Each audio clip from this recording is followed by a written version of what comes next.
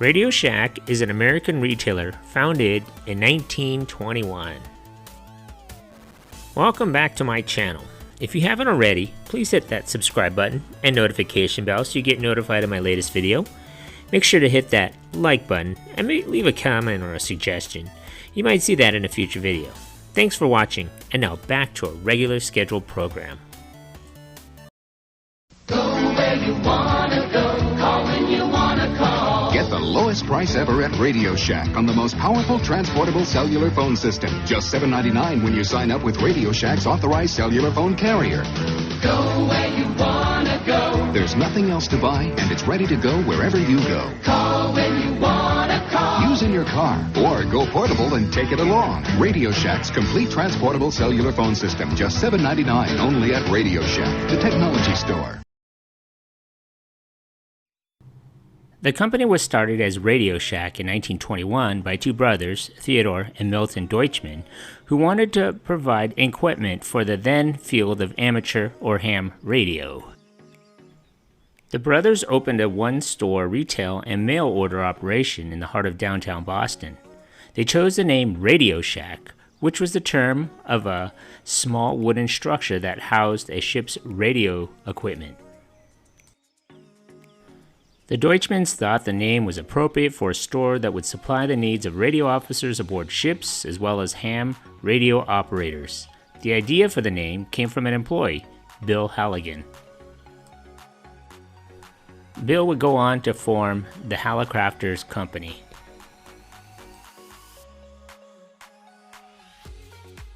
The company issued its first catalog in 1939 as it entered the high-fidelity music market.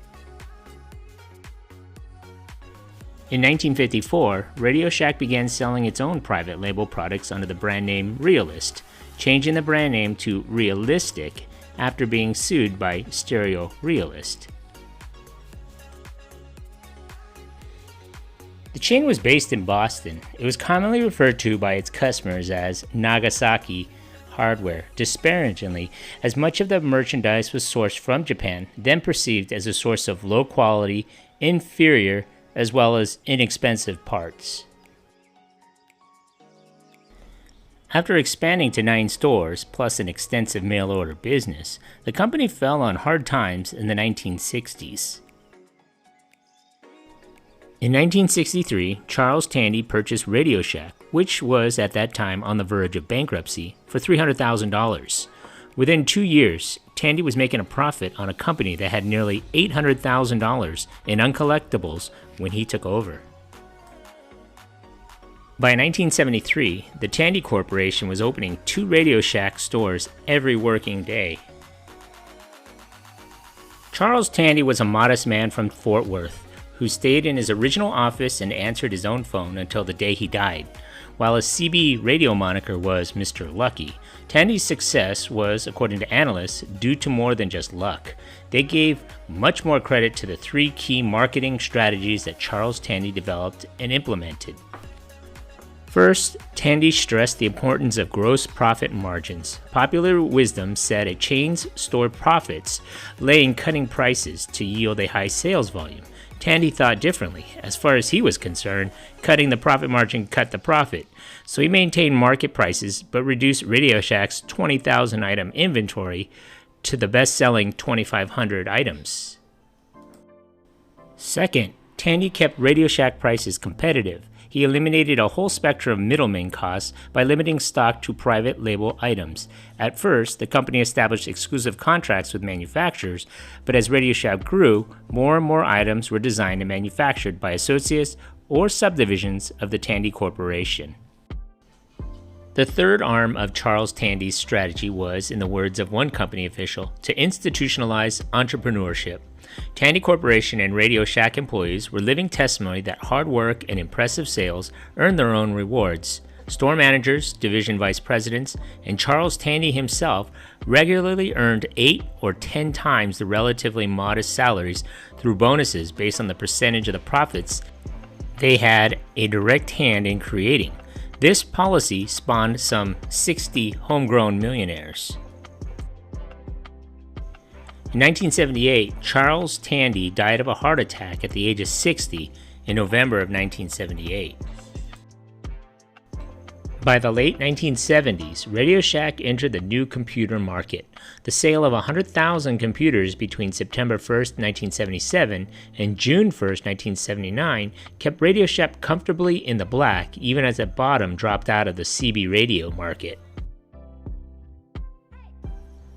In 1982, the breakup of the Bell systems encouraged subscribers to own their own telephones instead of renting them from local phone companies.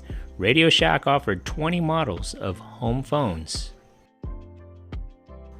RadioShack's market share in the hot computer market started to fizzle out. By 1984, RadioShack's impressive 19% market share had plummeted to under 9%. One of Tandy's problems was the outgrowth of Charles Tandy's policy limiting RadioShack to private label items, preferably manufactured by one of Tandy's subsidiary divisions.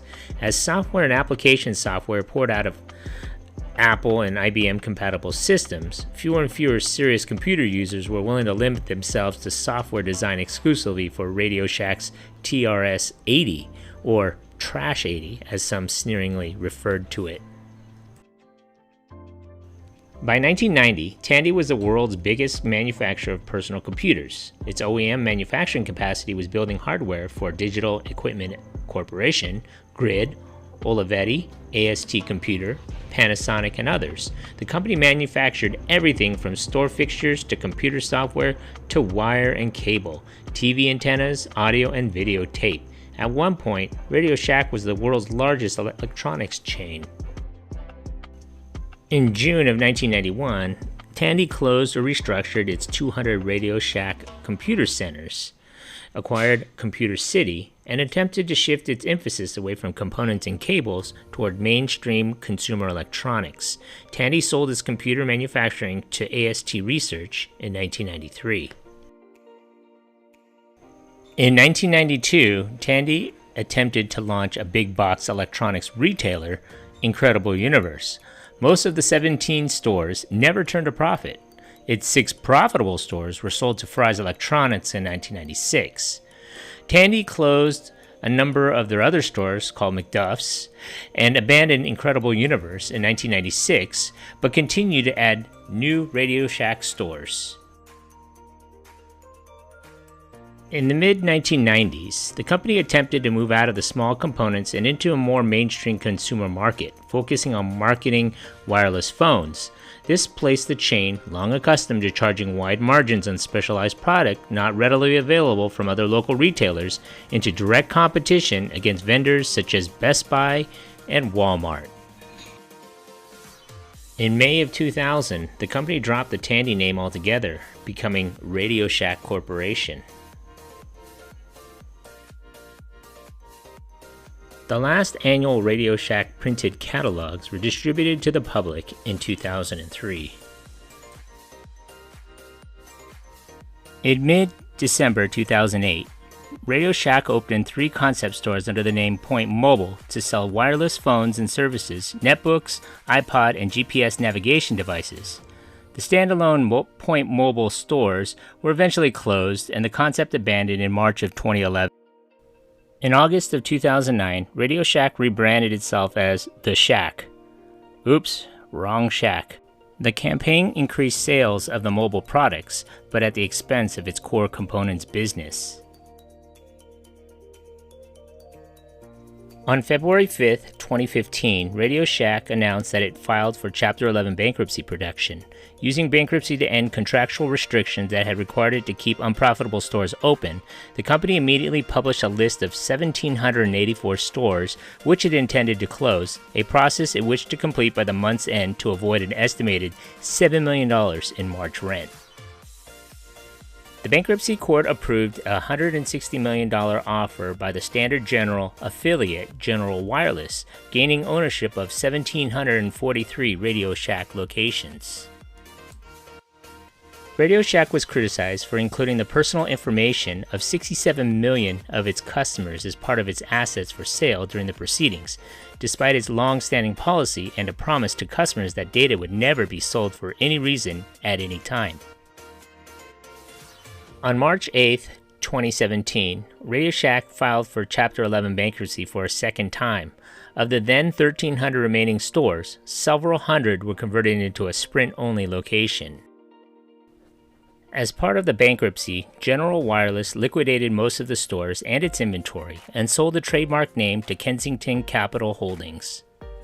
In October of 2017, General Wireless officially exited bankruptcy and was allowed to retain the company's warehouse, e-commerce site, dealer network operations, and up to 28 stores. In November of 2020, RadioShack's intellectual property and its remaining operations, about 400 independent authorized dealers, about 80 Hobbytown USA affiliate stores, and its online sales operation were purchased by Retail Ecommerce Ventures, REV. Hey, you just watched my video. Thanks for watching. Hit that like button and please subscribe to Eric C. Productions.